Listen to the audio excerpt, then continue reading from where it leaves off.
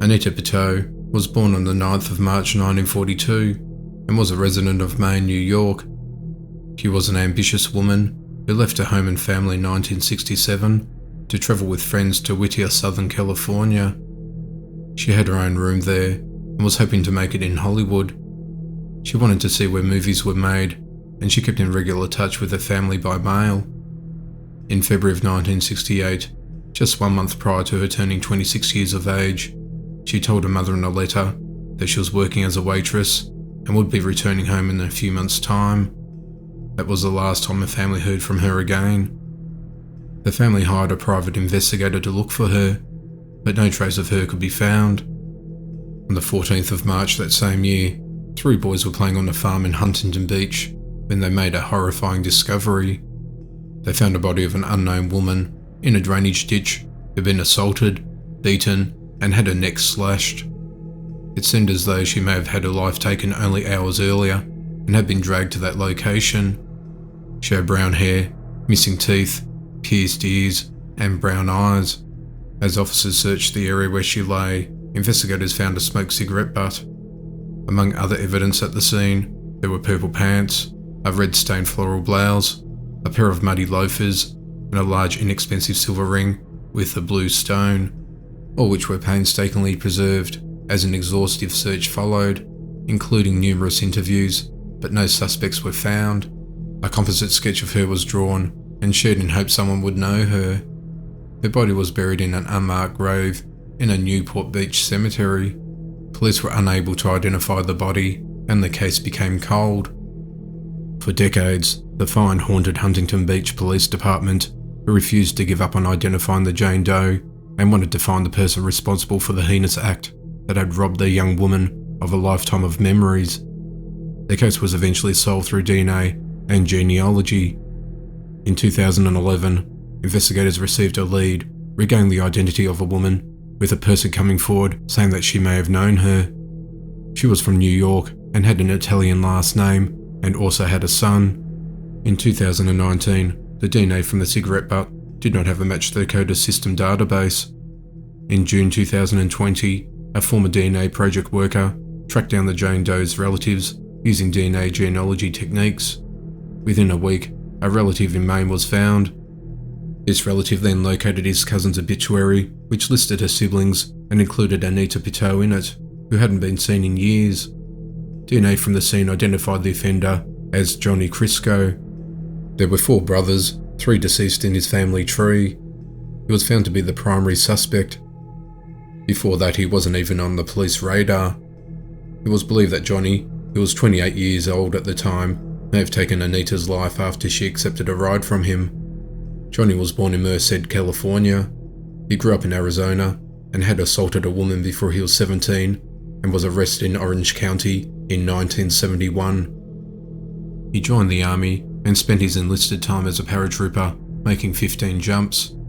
He was dishonorably discharged from the army for a pattern of unsettling anger issues, feeling unjustly treated, chronically resentful, immature and impulsive, and for failing a psych exam. He passed away in 2015 from throat cancer and was cremated in Washington State at the age of 71. Although he is no longer alive to face the consequences, it's provided Anita's family with closure. Anita is survived by 2 sisters, a brother, and many extended family members that have been searching for her all these years. Both her parents passed away. Upon learning of her passing, the family was overwhelmed, thinking she had shunned them all these years. There was never a thought that her life had ended so abruptly. Her remains were brought back to Maine, and a memorial service was held for her in July of 2020.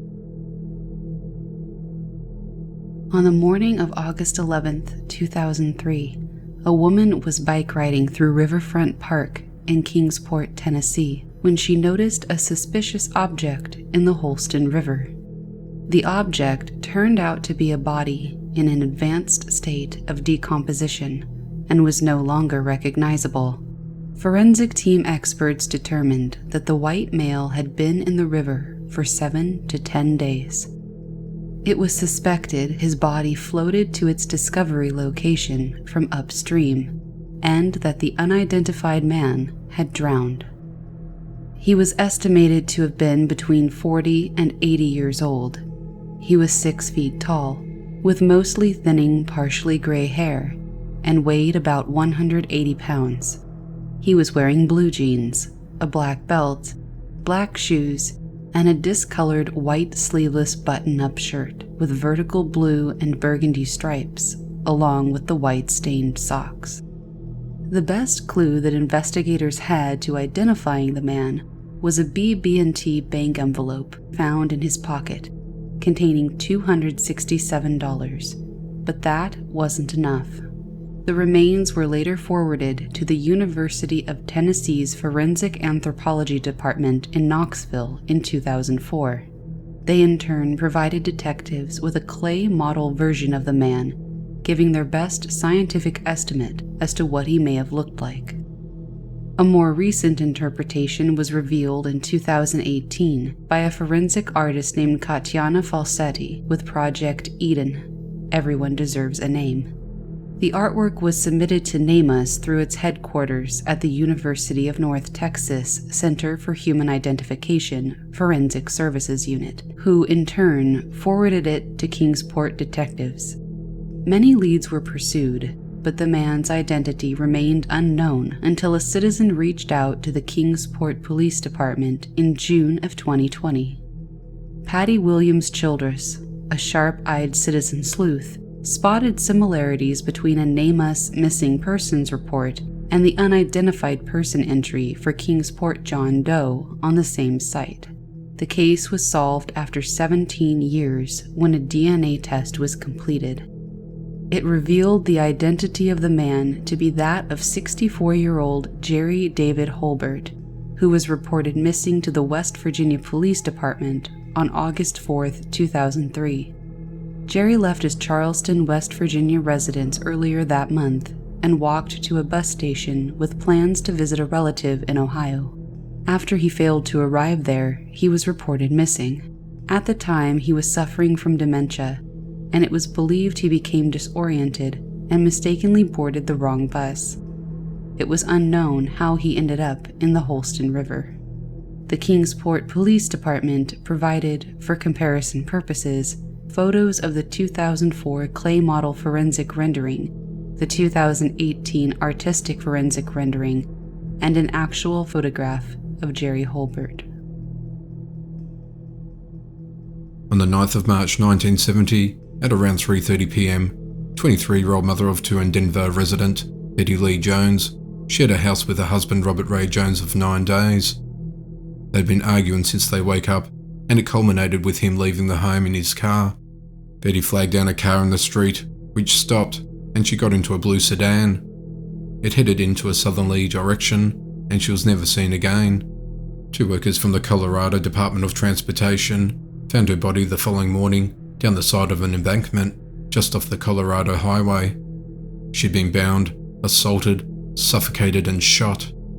The offender wasn't identified, and the case was unsolved. That was until 2006, when the case was reopened and evidence recovered from Jones' body was submitted to the investigators.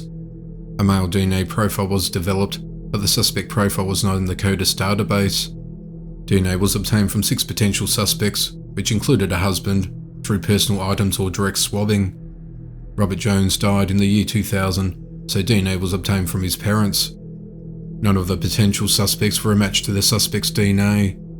In the year 2019, the suspect's DNA was submitted to a private lab, Bode Technologies. A profile was developed where they worked with other agencies to use forensic genealogy to develop a family tree. They identified a woman seen in a 1957 Denver directory as a possible relative of the suspect, but no other identifying information was found. The forensic investigators successfully identified the woman, her husband, and her 2 sons, who would have been in their 20s at the time of the offence. They also lived in Denver at the time. One son was still living, but the other passed away in 1977. The living son was interviewed, and DNA swabs were taken. He told authorities about his estranged 3rd brother. His name was Paul. He wasn't sure whether he was alive or not. The living brother's DNA profile was compared to the suspect's DNA and came back as closely related to the suspect. The missing brother, identified as Paul Leroy Martin, passed away in June 2019 with no identified next of kin, except for his living brother. He was buried in Fort Logan National Cemetery. His body was exhumed on the 8th of April 2020, and his DNA was collected. The next day, the sample was sent to the Colorado Bureau of Investigation lab, where a profile was developed. The profile from Martin was compared to the suspect's DNA. On the 24th of April 2020, the Boulder County Sheriff's Office was notified that the sample collected from Betty Jones' body matched the sample from Martin. Martin had no known links to Betty Jones, and a close family member said that Martin was not familiar to her, and she did not recall Betty dating anyone by that name. It was determined on the 26th of May 2020 that based on the evidence and the DNA analysis of the investigation, that Paul Martin would have been found guilty of taking Betty's life, ending a 5-decade-old cold case.